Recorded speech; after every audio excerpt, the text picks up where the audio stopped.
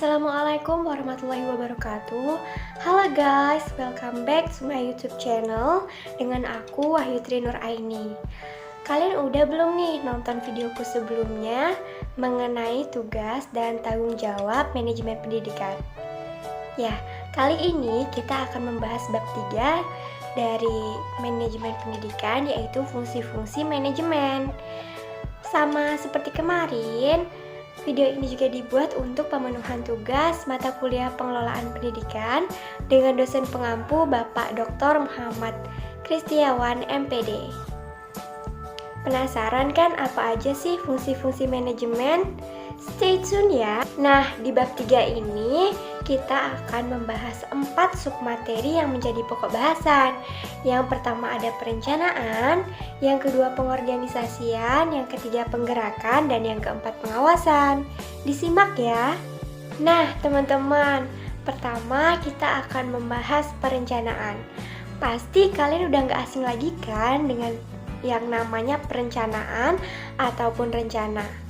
Nah, di sini fungsi perencanaan adalah pedoman pelaksanaan dan pengendalian untuk menentukan strategi pelaksanaan kegiatan, menentukan tujuan atau kerangka tindakan untuk mencapai tujuan tertentu.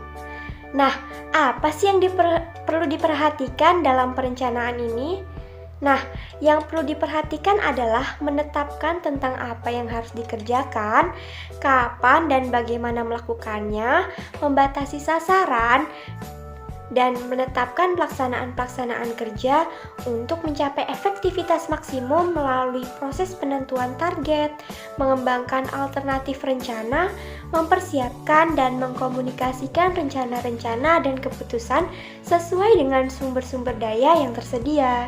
Nah, jadi kalian udah tahu kan sekarang apa maksud dari perencanaan itu? Nah, teman-teman, setelah melakukan perencanaan, kita pastinya menentukan sumber-sumber daya apa saja yang akan dipakai dan bagaimana pembagiannya. Nah, ini kita akan masuk ke dalam pengorganisasian. Fungsi pengorganisasian diartikan sebagai kegiatan membagi tugas kepada orang-orang yang terlibat dalam kerjasama untuk memudahkan pelaksanaan kerja. Pelaksanaan fungsi pengorganisasian dapat memanfaatkan struktur yang sudah dibentuk dalam organisasi. Yang perlu diperhatikan dalam pengorganisasian antara lain ialah pembagian tugas, wewenang dan tanggung jawab hendaknya disesuaikan dengan pengalaman, bakat, minat, pengetahuan dan kepribadian masing-masing orang yang diperlukan dalam menjalankan tugas.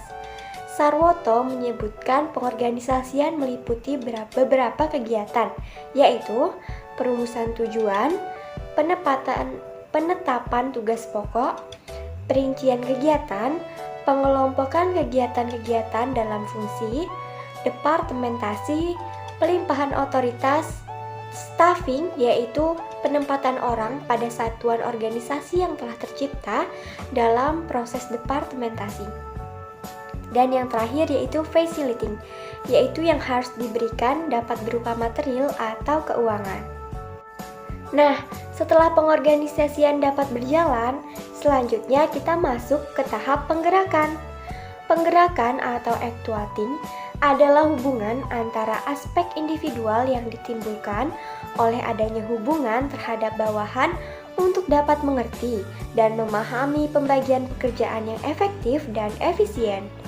Berbeda dengan ketiga fungsi lainnya, yaitu planning, organizing, dan controlling, actuating dianggap sebagai intisari manajemen, karena secara khusus berhubungan dengan orang-orang.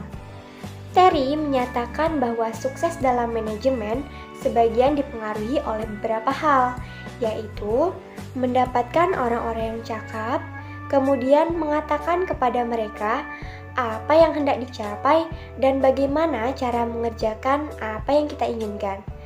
Kemudian ada memberikan otoritas kepada mereka dan menginspirasi mereka dengan kepercayaan untuk mencapai sasaran. Nah, sudah paham sampai sini? Nah, langkah terakhir yang harus dilakukan yaitu pengawasan. Pengawasan adalah proses penentuan apa yang dicapai.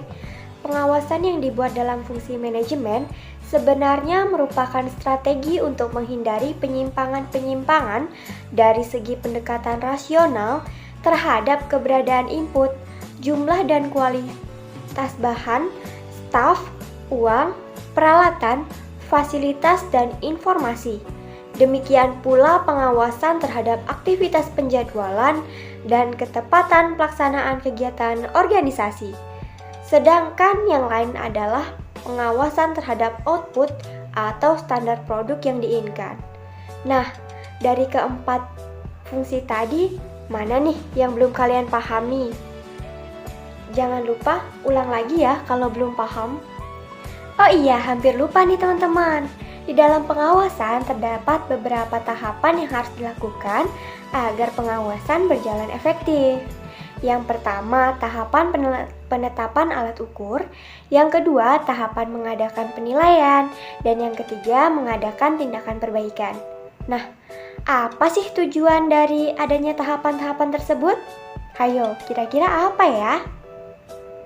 Nah, tujuan pengawasan menurut konsep sistem adalah membantu mempertahankan hasil atau output yang sesuai dengan syarat-syarat sistem.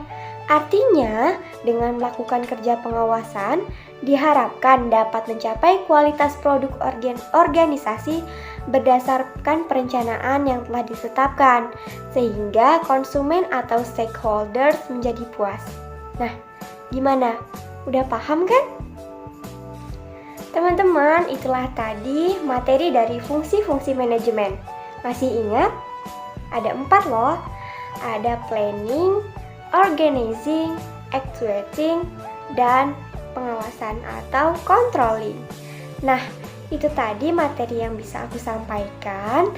Apabila terdapat tutur kata yang kurang berkenan, aku mohon maaf ya. Semoga video ini dapat membantu kalian dalam memahami fungsi-fungsi manajemen. Sampai jumpa di video selanjutnya. Wassalamualaikum warahmatullahi wabarakatuh. Bye-bye.